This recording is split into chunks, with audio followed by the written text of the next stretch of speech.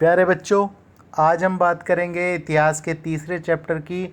और बच्चों, आपको याद दिला दूं, ये चैप्टर मैंने पहले भी आपको कई बार समझाया है। चैप्टर का नाम है हड़प्पा सभ्यता। देखो बच्चों, भारत में एक गांव हुआ करता था हड़प्पा। बच्चों, आपको पता है भारत जब अंग्रेज़ों का गुलाम था, जब ईस्ट इंडिया कंपनी भारत में अपना सामान बेचने आई थी तो उसने हमें अपना गुलाम बना लिया था। उस समय उसने भारत के संसाधन कोयला, पेट्रोलियम, लोहा, खादानें और राजाओं की भी कई बार संपत्ति राजा जो थे अंग्रेज़ों से बचाने के लिए ज़मीन में गाड़ दिया करते थे। तो एक पुरातात्विक विभाग बनाया। पुरातात्विक विभाग का मतलब था जो ज़मीन से खोद कर ज़मीन के नीचे की जो संपदा है उसको बाहर निकालें और अंग्रेज़ों के ईस्ट इंडिया कंपनी के वो काम आ सकें। बच्चों, ईस्ट इंडिया कंपनी ने पुरातात्विक विभाग अपने फ़ायदे के लिए बनाया था, लेकिन हड़प्पा संस्कृति और हड़प्पा गांव दोनों में सिर्फ इतनी ही समानता है कि हड़प्पा संस्कृति यानी कि हड़प्पा सभ्यता की खोज जिस गांव से हुई उस गांव का नाम हड़प्पा है।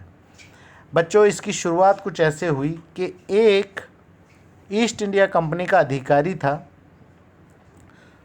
उसने पहले कोशिश की हड़प्पा की पहाड़ियों को देखकर हड़प्पा को समझने की, लेकिन वो नहीं समझ पाया।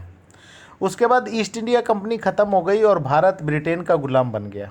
जब भारत ब्रिटेन का गुलाम बना तो पुरातात्विक विभाग के अध्यक्ष बने कनिंघम। पुरातात्विक विभाग के अध्यक्ष बनाए गए कनिंघम। बच्चों, कनिंघम ने क्या किया?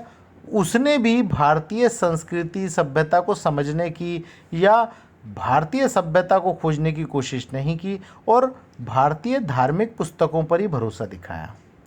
लेकिन सन 1919 के बाद पुरातात्विक विभाग के अध्यक्ष बनाए गए सर जॉन मार्शल और उन्होंने एक बार हड़प्पा नाम के गांव की खुदाई की। खुदाई के दौरान ऐसी अद्भुत चीज़ें निकली जिसने पूरी दुनिया को चौंका दिया और इसी को हड़प्पा सभ्यता का नाम दिया गया। क्या थी वो चीज़ें जो खुदाई में आई और क्यों इसे हड़प्पा संस्कृति नाम दिया गया? बच्चों, खुदाई के दौरान मृदभांड मिले। मृदभांड यानी कि मिट्टी के बर्तन। बच्चों, ये लगभग 2000 ईसा पूर्व 500 ईसा पूर्व से पुराने थे। लगभग 500 ईसा पूर्व से पुराने थे, यानी कि लगभग 2500 साल पुराने थे। बच्चों, खुदाई के दौरान गर्त में शव भी मिले, गड़े हुए शव भी मिले।